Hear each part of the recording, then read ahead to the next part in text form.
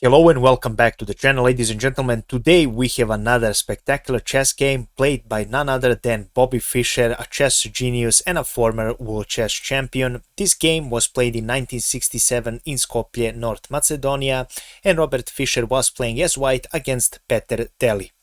Bobby Fischer opened the game with e4. We have c5 on the board, so we are in Sicilian defense. Knight f3 for white, and we have d6 played for black. Fischer continues with d4, we have c takes on d4, knight takes on d4, and knight f6 played for black.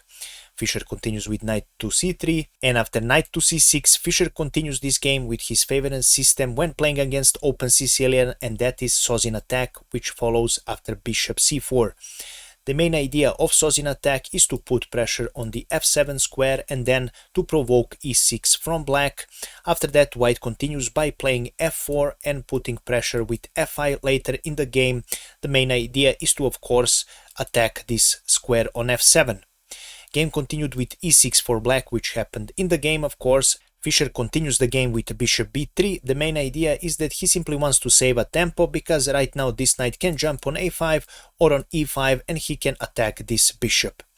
Game continued with a6, although in these positions recommended continuation for black is to actually play queen to c7 and then to continue the control of the e5 square here, and also to try and control this semi-open c-file. But black decided to play an in-between move a6 just because he didn't want to move his queen after one of these knights jump on b5. Game continued with f4, so Fischer starts his Sozin attack with the normal thematic move f4, and right now black decided to play queen to a5. A nice tactic that black prepares here for white. Basically, black wants to pick up this pawn because it will be for free since this knight is pinned. But recommended move after f4 is to actually play bishop to e7 and then castle as soon as possible. Queen to a5 was played for black. Fischer sees, of course, that there is a threat on the board and he castles here peacefully. Right now there is no longer this threat. Black continues by exchanging the knights, and after queen takes on d4, again black doesn't quit. He wants the same idea, he wants to grab this pawn, and now he plays another tricky move, which is d5. Now you might think that the main idea is picking up this pawn, but actually main idea is to play bishop c5 and grabs Fischer's queen if he's careless. Of course, Fischer sees this and he solves it elegantly with bishop to e3. Right now this threat is finished. Fischer continued and finished his development. Game continued with knight to e4 for black, and after knight takes on e4, d takes on e4. Black expected here that Fischer will continue with queen picking up on e4 with the same material, and then white will be able, or black will be able to castle safely. But of course Fischer doesn't play that. He's Bobby Fischer. He continues his attack with f5, completely ignoring his pawn. He sees that black's king is a little late. He stayed in the center for too long, and right now it is the right time to attack this f7 square. Black sees this and he thinks that the best way to stop this is to trade queens as soon as possible. Bobby Fischer for now doesn't want to do that, and he plays f picking up on e6. Picking up this queen right now is not a possibility, because Fischer will simply pick up this pawn with a check, and then later he will pick up his queen with a huge positional advantage, of course. And now I wanted to go a move back. After f5, what would happen if black decided to pick up this pawn, you might be wondering. Then in that case, white continues with bishop a4 check, and after b5 blocking this, Fischer would continue with queen to e5 check, and after bishop e7 to protect from this check, white would continue with bishop to b3, right now aiming at this square and also aiming at this pawn here as well. In case black queen goes on d8, then what follows is rook a to d1 as the best option here for white. And after bishop to d7, actually the strongest is rook takes on f5, where black's position simply completely collapse. So as you can see, this is not a good move.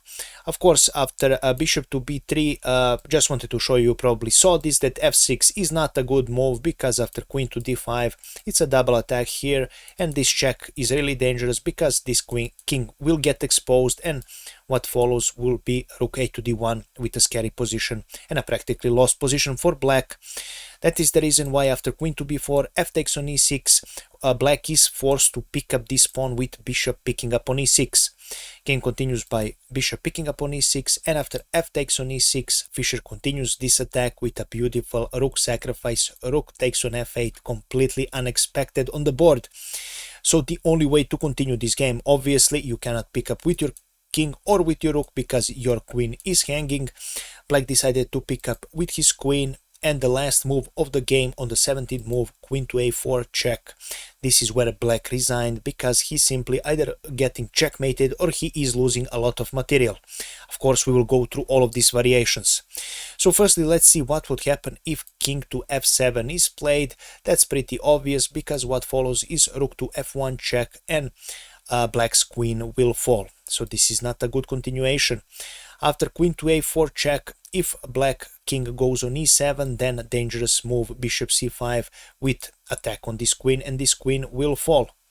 Another move here after queen to a4 check is, for example, for black to play b5, but then Fischer would continue with queen picking up on e4, attacking this rook, and after the rook retreats, he would continue with queen to c6 check, and after rook to d7, rook to d1 is the best continuation right now, attacking this pinned piece, and after queen to e7 the best continuation is bishop to b6, simply pressuring this square even more. Black king is in a lot of trouble. For example, now playing e5 is not good, or playing anything else pretty much. Queen to c7, queen to c8 check, rook d8, queen picks up on d8, queen picks up on d8, rook picks up on d8, and after king to f7 black rook falls, and this is game over as well. There is another variation here after queen to a4, that is king to d8. White would continue with a bishop b6 check, and after king goes on c8, you continue with queen to c4. After king d7, queen c7 is the best move, and after king goes on e8, queen picks up on b7. Right now this rook is under attack. The only square if he wants to survive is rook to d8. After that, Fischer would continue with queen c6 check, and after this rook blocks. This is obviously the best move because again, if you go to f7, rook to f1 is check, and if you go to d6 again, then bishop c5 is check.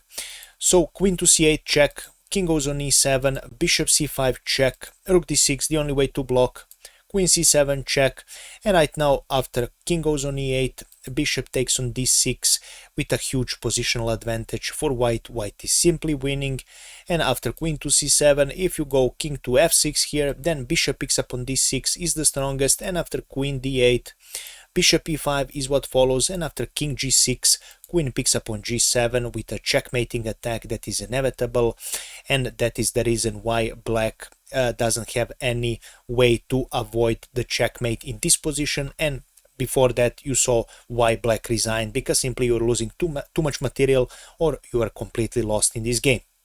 And this is all I have prepared for you today, guys. I really hope you enjoyed it. If you did, please make sure to leave a comment, like, and share this video with other people who enjoy chess, because word of mouth referrals like this really help my channel grow, guys. As you all know, you can support me by donating directly through my PayPal.